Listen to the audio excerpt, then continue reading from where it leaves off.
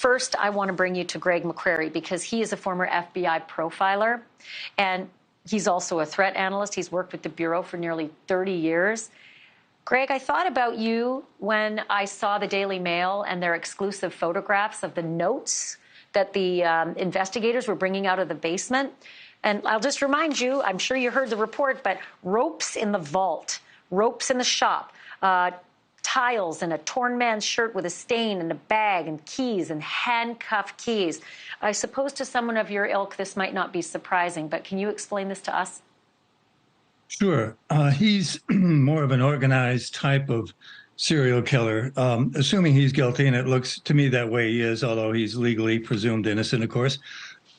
But bringing victims to his home would allow him to keep his kill kit, torture kit, all the restraining devices right there, bring the victim there where he has complete control and privacy. And we know that he committed some of these crimes or is alleged to have committed them while his wife was away. So this all comes together to create a rather compelling narrative as to what happened.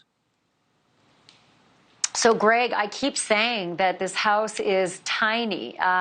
You know, you could, I did the math and the measurements. There was a car parked in front, and there were 5 car spaces in front of that house. That's how small this house is. Just nose 5 cars up, and you've got the entire length of the house, and they've been there 7 days. Is this surprising to you, this long of a search in such a small space? I think it's telling. I think it's telling us that they are being meticulous and they're finding things in there, and they're going slowly and going carefully, which they should be doing to get the evidence, to preserve it, to get it back to the lab, to be tested. And there's a good chance that he may have kept trophies or souvenirs of his kills. Victims' clothing is missing, victims' jewelry is missing. All those things may be there. So they're going slowly and being very careful about what they're doing, testing everything there presumptively, and then getting it off to the lab. So good for them for taking their time. You don't get a do-over. You only get one chance. So take your time and do it right. I hear you. I'm so surprised that it's taken 7 days to process this itty-bitty little house. But God forbid, who knows what they're looking at. So the question I have for you is that when I thought about all the Gilgo bodies, 4 of them were wrapped in burlap, and he's charged with 3 of those, and he's the lead, you know, they suspect him in the 4th, and they say it's a matter of time before they'll charge him with that. But the other bodies are all different. And, you know, one is a toddler, and one is an Asian young male. And then there's also this weirdness about body parts missing from some of these bodies and scattered throughout Long Island, like as close to the edge of New York City and as far out to the far east end of Long Island. So with your profiler background, can you make some sense of the way a serial killer, if it's him, I'm not saying it is, but he's suspected at this time only, the way they might evolve, the way they may change their MO over the course of a year or 2 or 3 or 10?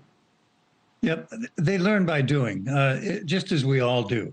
Think of an analogy like, well, back in the day, we used to change the oil in our own cars. And the first time you do it, you don't have the right tools. You get oil all over you. It doesn't go very well, perhaps. But then you get better as time goes on. You change. You get the tools you need. You be more careful. You know how to go about it. And it's the same with these offenders. They may start sloppily at first and then move forward. Each has their own underlying psychopathology, which they're trying to act out during the course of the homicide. So that you may see that develop over time and how they interact with victims. Of course, the challenge in a case like this is to determine whether those other bodies are all his.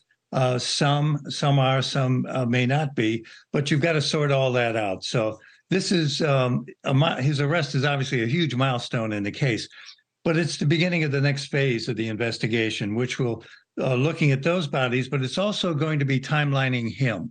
The first victim here was killed around 2007.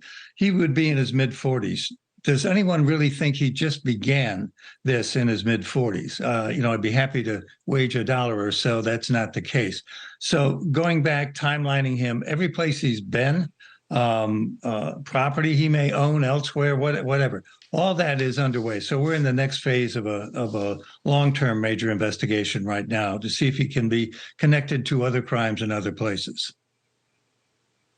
I'm so fascinated by, the evolution and how certain serial killers in the past have stopped and then started again. They've had breaks, and it's just, it's sort of mind-boggling. But can I have you back again? I want to have a whole other conversation about that. Sure. Yeah, of course. Greg McCrary, it's always great to talk to you. Thank you so much for that.